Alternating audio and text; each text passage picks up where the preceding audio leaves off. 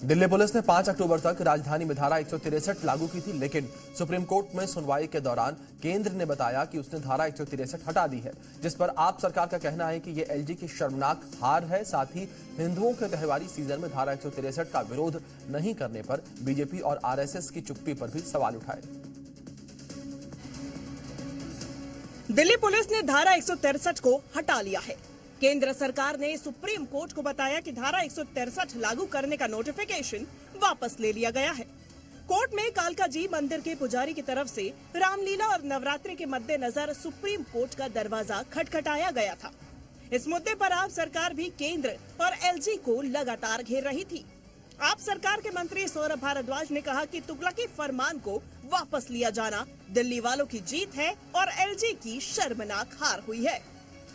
Delhi police ने, जो कि सीधा सीधा केंद्र सरकार और एलजी विनय सक्सेना साहब के अधीन आती है, उन्होंने एक तुगलकी फरमान दिल्ली के लोगों के ऊपर थोपा था।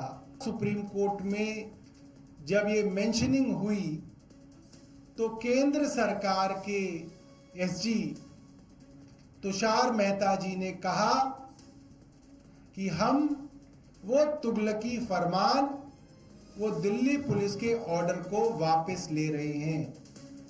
ये अपने आप में दिल्ली की और दिल्ली के लोगों की बहुत बड़ी जीत है और दिल्ली पे थोपे गए उपराज्यपाल महोदय की एक बहुत शर्मनाक हार है।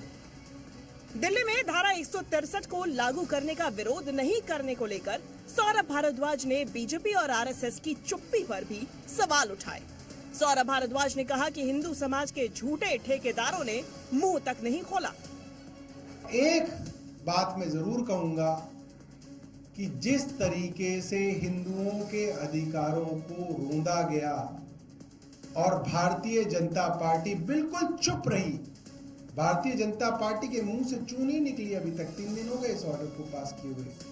जो ये हिंदू धर्म के झूठे ठेकेदार बनते हैं, इन्होंने इस ऑर्डर के विषय में चूं तक नहीं की। उनके लिए बहुत दुर्भाग्यपूर्ण है, आरएसएस के लिए बहुत दुर्भाग्यपूर्ण है कि उन्होंने इस ऑर्डर के खिलाफ एक शब्द भी पिछले 3 दिनों में नहीं निकाला। दिल्ली में धारा 163 के तहत किसी भी तरह के प्रदर्शन और 5 से ज्यादा लोगों के इकट्ठा होने पर 5 अक्टूबर तक रोक लगी थी, जिसे अब हटा लिया गया है। धारा अगर लागू रहती तो रामलीला और नवरात्रि से जुड़े कार्यक्रमों में बाधा पड़ना तय था। ब्यूरो रिपोर्ट, जी मीडिया।